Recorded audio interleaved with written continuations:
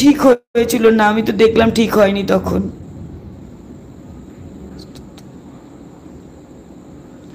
দেখো, যখন আমাদের বাড়ি অতি ফার্স্ট যখন বিয়ে হয়েছিল, আমাদেরকে এমনি বেশি আসেনি, যখন অতি ফার্স্টে বিয়ে হয়েছিল ওর সাথে আমাদের এই ঘরেই বিয়ে হয়েছিল। তারপরে কি হয়েছে দেখো, বিয়ের পরে তো ওই যে মানে ও খারাপ, মানে অন্যের মানে প্রেগনেন্ট বাচ্চা আছে বললো। তো যখন অ্যাবর্শন করে, আমরা কেউ জানি না, ওরা মানে ছেলের পক্ষ আর মেয়ের পক্ষ গিয়েছিল, করার পরে আমাদের বলেছে। তারপরে দেখলাম ডিভোর্স হলো কোর্টে। তারপরে মাঝে আর কোনো রিলেশানে ছিল না।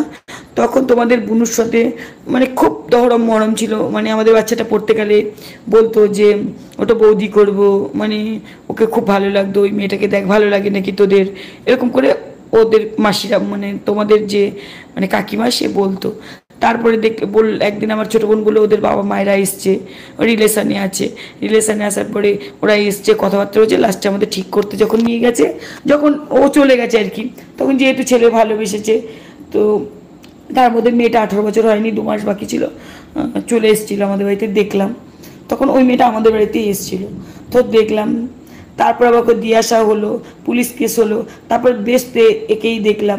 এবার এ ফট করে যখন বললো, যখন গেল গত গত বৈশাখ মাসে যখন ও চলে গেছে, বললো ওরা আর আসবে না, এইসব ওদের কাছেই শুনলাম। আমরা তো সত্যি মিথ্যা জানতাম না যে ভেতরে ভেতরে ওদের সাথে সম্পর্ক কী ছিল, কেন ছিল, অত তো জিজ্ঞেস করা যায় না।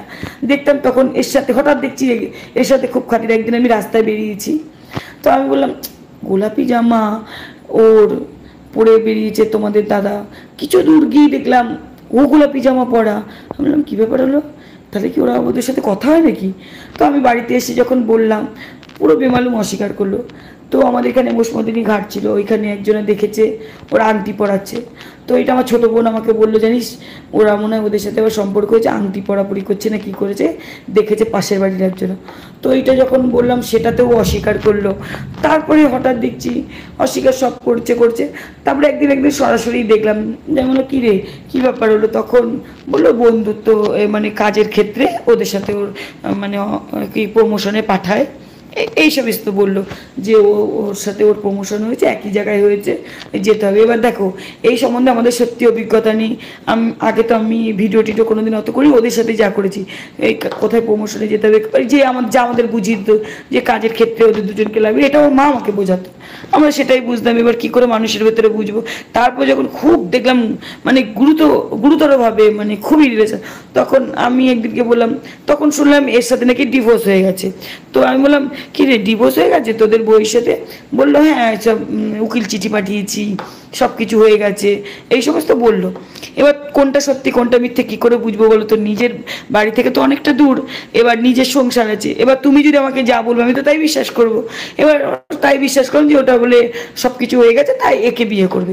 এবার তখন একে নিয়ে আসতো বিয়ে করে, যেহেতু বললো যে আমার ছেলেকে যদি অন্য জায়গায় বিয়ে দিই তাহলে তো লোকে বলবে তৃতীয়বার আবার বিয়ে হয়েছে, তাহলে আমার আগের বউকে ফেরত আনাই ভালো, এটা আমাদেরকে বোঝালো। আমি ভাবলাম হয়তো এটাই সত্যি, তাহলে যে লোকেরা বলছে তাহলে তো লোকেরা বলবে না যে আবার 3 নম্বর বউ হয়েছে। এটা ও আমাদের পুরো ফ্যামিলিকে তাই বললো, যে তাই জন্য আমার ছেলেকে যদি আবার লোকেরা বলে 3 নম্বর বউ এসছে, তো আমি এটা চাই না। যেহেতু ওর সাথে আর আগে ওর রিলেশনে ছিল, তাহলে ও কি আনুক, যেহেতু এই বউ আর আসবে না। এবার কোনটা বিশ্বাস করবো বলো, কোনটা এখানে আমাদের দোষ আছে বলো?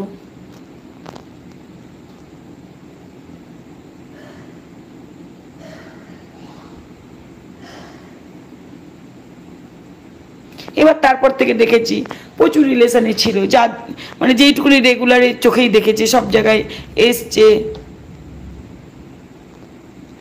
আমি জানি শোনা, চেষ্টা তো চালিয়েই যাচ্ছি গো, এটা একমাত্র তোমরা আমরা সবাই ভগবান